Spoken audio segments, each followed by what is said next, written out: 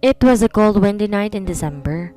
Brightly colored lights glistened in our eyes as he happily walked across the busy streets, filled with colorful lights and lanterns.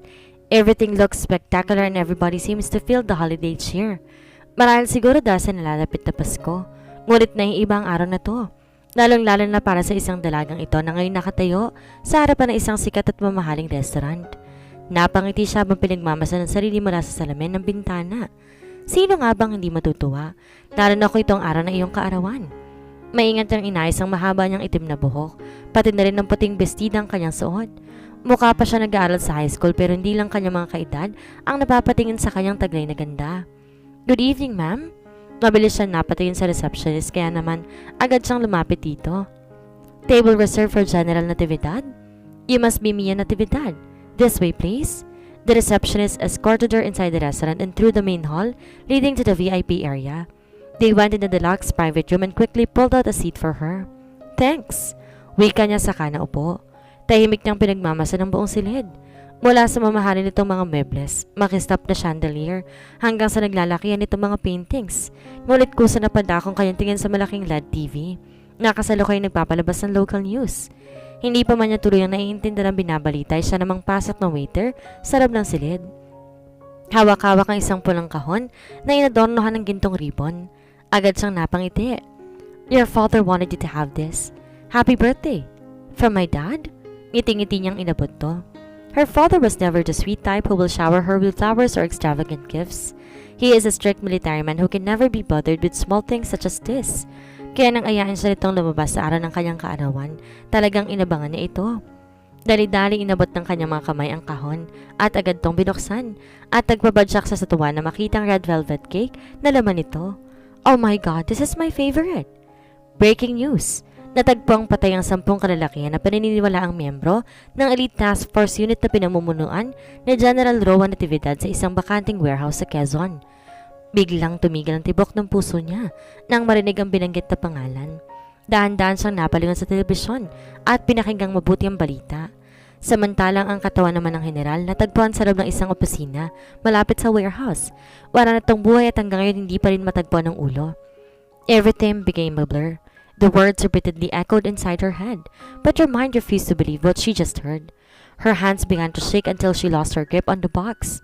The whole thing fell down and the cake splattered right onto the floor. Mabilis siyang napalingon sa lalaking waiter na ngayon tusong nakangiti sa kanya. Oh, she's about to cry. A twisted smile played across his guy's lips, flipped a knife from his sleeves and violently hurled it towards her throat. Ngunit mabilis siya nakakilos at nasalo ang kamay nito, saka buong dahas itong pinilipid. But to her horror, the guy swiftly turned, freed himself from her arm lock, raised his leg, and a devastating high kick landed straight onto her face. Marahas na mampas ang mukha niya sa table at mabilis na gumulong pabagsak. Ngumisi ang lalaki sa kabuong angas na inayos ang kwelyo niya. Huwag mong isiping papartidahan kita dahil bata ka. Marami akong pinatay na mas bata pa sa'yo. Hayop ka! Sigaw ni Mia habang sapon dumudugo niyang ulo. Ngunit walang awan itong hinablot ang buhok niya. Saka mahigpit na pinaikot ang braso sa kanyang leeg. Pilit siya nagpamiglas pero kahit anong laban niya hindi siya makawala. You're gonna die, bitch! She gritted her teeth. No, not tonight. With no time to waste, she quickly slid her leg behind his, turned around and gave him a sharp elbow right into his stomach. Napaurong ang lalaki sa kamarahas na bumangga sa malaking lamesa sa sobrang lakas ng siko na yon. Humagis ang patalumitan sa sahig at dali-dali itong yumuko para kunin yon kahit namimilipit pa ito sa sakit. Looking for this? Mia smirked. She flipped his knife and swiftly thrust it into his throat repeatedly, a lightning speed. So fast her opponent did not even have the chance to react. He just stood there as he watched his own blood spurt out in different directions, while the seemingly innocent girl relentlessly slaughtered him like a pig using his own weapon. Binitawan niya lang ito nung hindi na ito humihinga. Agad niyang hinablot ang kanyang gamit at nagmamadaling umalis. Sa kamamadali, nabangga pa niyang staff na nakapwesto sa may pintuan. Anything alright, ma'am? Nag-aalalang tanong nito. Ngunit agad nawala ang kuring nito sa mukha matapos mapagmasdan ng kanyang damit na punong-puno ng dugo. Hindi na siya nag-abalang sumagot. Walang lingon-lingon, mabilis siyang tumakbo hanggang narinig na lang niyang malakas sa sigaw ng staff sa loob. Marahil nakita rin itong katawan ng dugong lalaki na nakandusay sa loob ng VIP room. What do I know, Dad? Her eyes burned in tears. She is totally confused right now, and the only thing she knew is she has to run. She clenched her fist and ran as fast as she can until she reached the crowded area of the restaurant. Agad siyang pinagtingin ng mga tao doon at mabilis na puno ng bulong-bulungan ang buong lugar, pero wala siyang pakialam. Rafael! Kailangan ko mahanap si Rafael. All of a sudden, a round of rapid gunshots blasted through the hall. The glass panels shattered and everyone inside panicked. Tumakbo siya at sumabay sa bugso ng tao palabas. Agad niyang sinipat ang bintana at 3 pang kalalaki ang nakita ang nagpapaputok mula sa labas. Ngunit lingid sa kanyang kaalaman, meron pang isang sniper na umaasinta na sa kanyang ulo mula sa kabilang building. Tabi dyan! Sigaw ng isang matabang lalaki na hinahawi ang lahat ng taong madaraanan niya. Tinulak niya isang babae at napayoko ito. Eksakto tuloy tumama ang bala sa ulo niya. Nagsigawan lahat ng tao at lalo nagkagulo. Agad niyang hinanap ang pinagbunan ng bala at nakitang sniper na ngayon umaasinta sa kanya. Hawak ang sariling ulo, mabilis siyang tumakbo palabas habang hinahabol ng isa pang lalaki na may dalang mahabang rifle. Pinaputukan siya ng mga ito. Mia ran sideways and expertly avoided the bullets. She sprinted towards the nearby chair, stepped on it, leaped into air, and landed a vicious reverse kick straight to the guy's face. And the poor guy totally got nicked onto the floor, unconscious. She immediately grabbed the rifle from his hand and swiftly shot 3 more men who were about to attack her.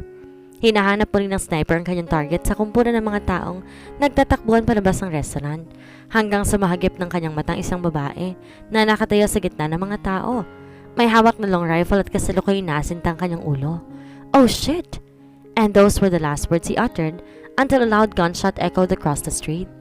Nowhere to go, she continued to run straight into an empty alley. She was about to cross the street when a black van stopped right in front of her. The door quickly slid open and a group of men went out and forced her into the van. It took off, tires screeching against the granite floor, as it made a sharp turn around the narrow curve. Bitawan ninyo ako. Sino kayo? Anong kailangan niyo sa akin? Pilit siyang nagpumiglas, ngunit unti-unti, nanlaki ang mata niya na makitang hawak na metallic syringe ng isa sa mga ito at mabilis itinurok sa leeg niya. Halos mapatalon si Mia sa kama. Habol hininga, nanginginig na pinunasan ng kanyang kamay ang malamig niyang pawis. Marahan niyang pinikit ang kanyang mata sa kanilingon ng alarm clock sa tabi ng kama.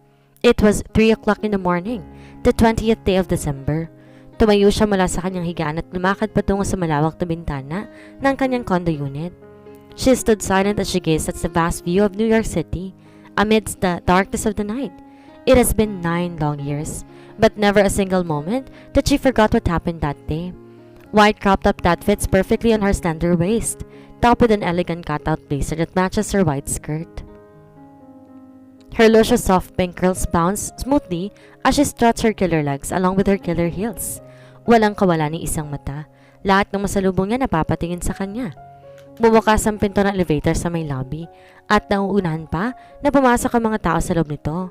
Paparanasan na ito nang makita nilang magandang babae na papalapit sa kanilang direksyon. Mabilis pa sa alas 4 na nagsipag-urunguran ang mga kalalakihan sa loob. Saka pinindot ang stop button, makasabay lamang siya. Halos mapunit ang labi nito, nakakangiti habang papalapit ang dalaga. Ngunit kumiti lamang ito sabay liko sa deluxe elevator para sa mga VIP guests. She swiped her golden card to gain access and the door immediately opened. Pumasok si Mia sa loob at agad pinindot ang close button. Prente siyang sumandal at pinag-cross ang 2 braso sa kanyang dibdib. Habang pinagmasdan ng unti-unting pagsara ng pinto. Ngunit bago pa ito tuluyang sumara, isang kamay ang biglang humarang sa pagitan nito at muling bumukas. Agad si Miyang napanguwi, lalo nang makita ang binatang biglang sumulpot sa kanyang harapan. Makita pa lang niya ang ngiti nito, kumukulo na agad ang dugo niya. Pumasok ang bintana at agad sumiksik sa tabi niya, kahit napakaluwang naman ang espasyo sa loob ng elevator. "Hi there, sexy," he whispered husky with a naughty grin. Kinilabutan tuloy siyang bigla. Isama mo na rin ang pag-ikot ng sikmura niya. Gusto niyang masuka. As in, sukahan to mismong kumakausap sa kanya. Asar siyang umiti. I know, right? She cannot help but frown while looking at this young man standing beside her. He smoothed out his navy blue suit and adjusted his sleek black rimmed glasses that somehow gave him a dignified look. But no matter how serious his outfit may be, it can never hide the smile of a playboy. Tahimik tong nilingon si Mia saka tiningnan mabuti mula ulo hanggang paa. So kapag naka-blue ako, naka-blue ka rin? Kapag nakasalamin ako, nakasalamin ka rin? Ayaw mo ba? Tanong nito saka maling gumuhit ang nakakalokong ngiti sa mga labi nito. Kasi pwede ko namang hubarin kung ayaw mo. Lumaki ang kanyang mga mata nang bigla itong lumapit at akmang huhubarin ang suot nito sa harap niya mismo. Utang na loob, pigil ni Mia. Ngayon ko na lang nagmukhang tao. Huhubarin mo pa? Nagmukhang gwapo? Nagmukhang tao, bingi. Natawa na lang sa kanyang lalaki. Napatigil silang pa rin nang biglang tumunog ang bell at bumukas ang pinto ng elevator. Finally! Sambit ni Mia, sabay ngiti. You don't know how happy I am knowing that I no longer have to work with you. Pabirong sumimangot ang lalaki. Mia flipped her hair and stepped out of the elevator, and the guy just stood there with a naughty grin onto his face as he watched her strut into the hallway. She entered the glass-paneled highway, and straight a blue laser light scanned her from head, the intricate pattern of her retina, and down to her toes. Access granted. Welcome, Agent Red Velvet. The steel door opened after the automated voice prompt. Agad napangiti si Mia na makitang matandang lalaki na nakaupo sa desk. Agad siyang lumapit at sinilubong to ng mainit na yakap. It's nice to see you again, Uncle Nick. Kamusta na po kayo? Mabuti. Lalo na ngayon at nakita ka. His gentle eyes smiled as he happily patted her shoulder. Like what he used to do when she's still a little child. Have a seat. Sabay silang naupo. How's your mission in Russia? Everything went well, Uncle. They already deposited the money through your account. Mabilis ni Miyang sagot, sabay ngiti. Tilitigan niyang mabuti ang tiyuhin niya na tila nag-aabang na magandang balita. Hindi ka makapaghintay, no? Sambit ito at sabay pa silang natawa. Well, you just have to wait. Kumunot biglang noon ni Mia. Wait for what? Oh, there he is. Nakangiting sambit ito, sabay tingin sa direksyon ng pinto. Kaagad si Mia na lumingon nang marinig na taong paparating. A silhouette of a dashing man, wearing a sleek blue suit, walks toward them, and a familiar sexy smile crossed upon his lips. Ikaw? Halos malagdag ang panga ni Mia na makitang muli ang binata. Yumuko ito at bagyang nilapit ang kanyang mukha sa dalaga. You don't know how happy I am knowing that you and I will work together again. Pabulong na wika nito sabay ngiti. Damn baby, we're meant to be. Inis na napangiwi si Mia. Nakakainis talagang lalaking to. Ang sarap sipain sa harapan ng 10 ulit. Mariing umubo si Uncle Nick. Looks like you two don't need an introduction. Mr. C and Kiefer, please have a seat. He tossed 2 envelopes on top of the table at mabilis tong kinuha ng dalawa.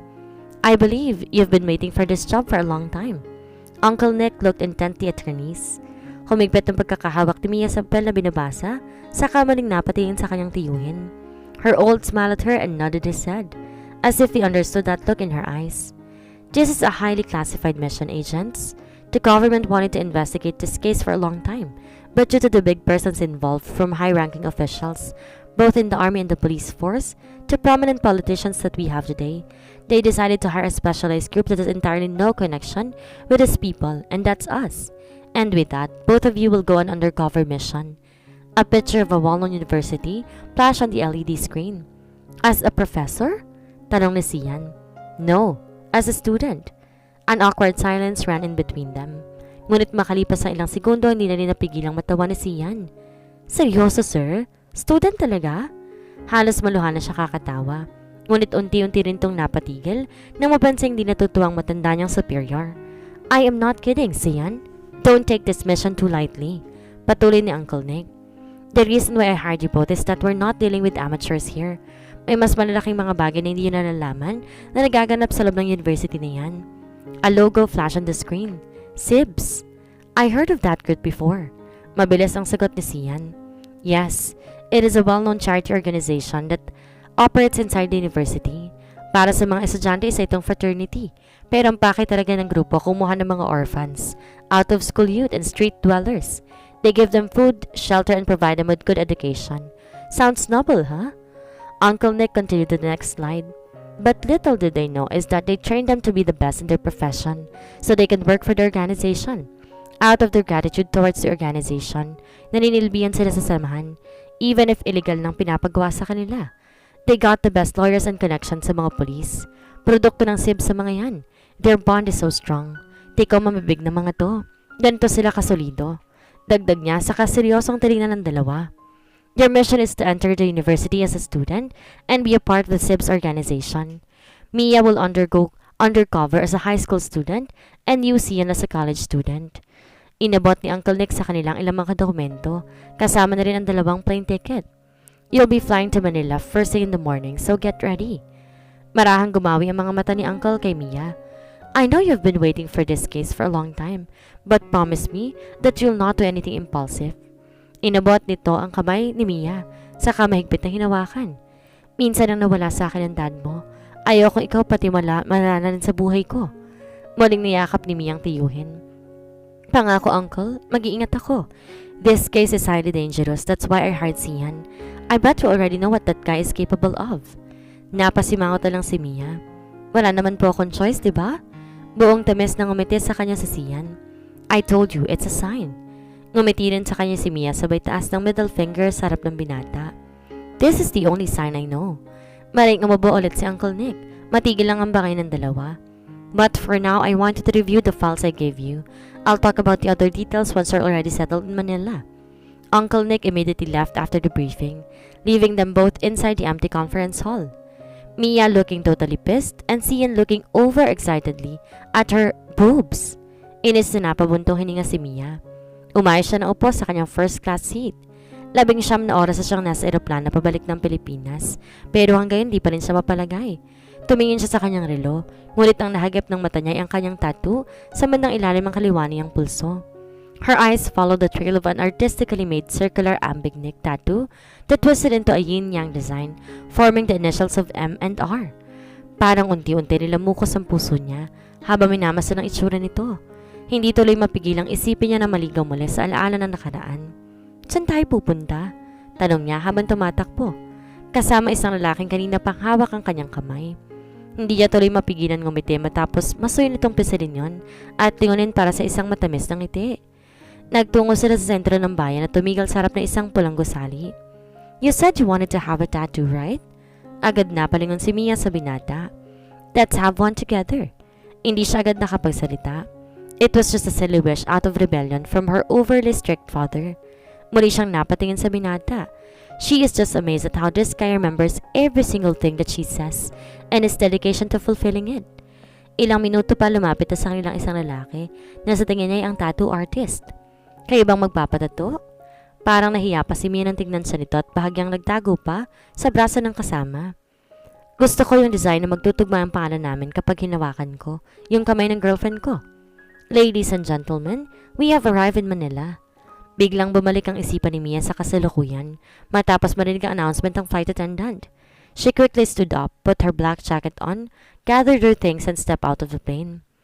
Holding a placard in his art with a red velvet note written on it. Nilapitan niya agad ito at naglabas ng lalaki na maliit na card scanner. She pulled out a carbon black card, put it on top of the device, and a blue laser light immediately scanned it. Identification verified. The automated voice prompt confirmed. The man in the black suit gave her a small silver case, at agad naman niyang kinuha to sabay sakay sa itim na Lamborghini Aventador. Welcome, Agent Red Velvet. Bati sa kanya ng automated voice prompt. Agad ni Miyang binuksan ang silver case at kinuha isang highly integrated flash drive na karaniwan nilang ginagamit sa kanilang misyon. She quickly connected it on her car's device at agad nagload ang holographic screen sa inner windshield ng kotse habang nagmamaneho siya.